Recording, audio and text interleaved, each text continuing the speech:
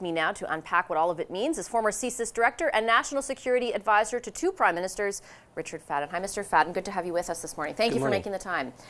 If you were still national security advisor to the prime minister, how worried would you be right now?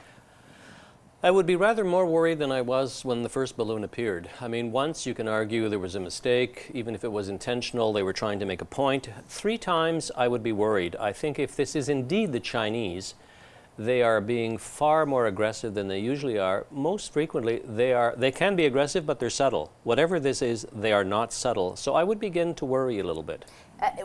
I mean, when you think about motivation, and obviously we can't assign it at this point, but I think that's a really salient point. We know they've gathered intelligence, they've tapped into phones, things like that. But like you said, it's been more subtle in the past.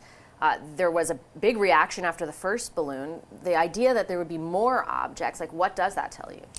Well, a couple of things. One, it's possible that this is not a coordinated activity in China. China is a huge country. The PLA is a huge organization.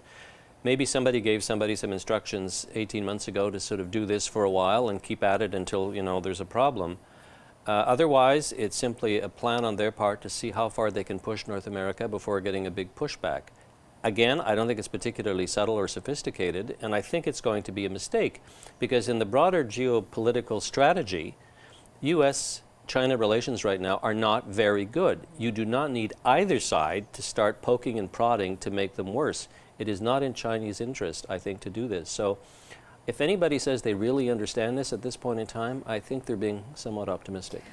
Were you surprised that the minister is so hesitant to say that it's from China? Why would it be too early to say it's from China? Because otherwise in the U.S. they've seemed to establish a pattern of behavior. Well, our ministers in Canada on these issues are very, very cautious. They always are. I could easily imagine her saying, you know, while we haven't confirmed things in a final way, it does seem probable or something like that. I think she's being very cautious, particularly when her colleagues in the United States are not. So I don't really understand why, except it falls into the Canadian tradition of being very reticent to comment on national security issues. The idea also that the first one was a balloon, but these look like, you know, as they're being described, cylindrical objects. I have some sources in the Department of National Defense who say they're kind of classified as these bizarre objects. They think they could be drones, but they're not 100% sure if they are drones. What does that tell you? Well, I think that again is very worrisome because for a drone to have originated outside of North American airspace, they would have to be very large and quite powerful. I mean, we're not talking about a drone the size of your table here. We're talking about a rather large drone. So if that's the case, it means they are military in nature. You don't have civilian drones that are that large who can travel those distances. So it would add to my concern. If it's another kind of balloon, still worrisome, but drones are becoming a significant part of the military package. They're very big now. They can carry significant payload. They can collect intelligence. So I think we're going to have to wait and see what the Mounties and the Canadian Forces collect there. But if it is a drone, I would be even more worried because, it's not, again, as I say, it would have to be fairly large and fairly powerful. Not a good thing. You've obviously been at the table many times during big national security decisions. What can you tell Canadians watching now would go into the decision to actually shoot the object down? I think that's one of the things that's important to register. It's not a black and white issue. You have to consider where the object is, what we think it is, whether there's a danger to the people shooting it down, whether there's a danger to people on the ground, what our allies think, also what the general geopolitical situation is. And finally, the most important thing would be risks to Canadians. But you would have to put all of these in a pot, try and synthesize them so that ministers and the Prime Minister can form a rational decision.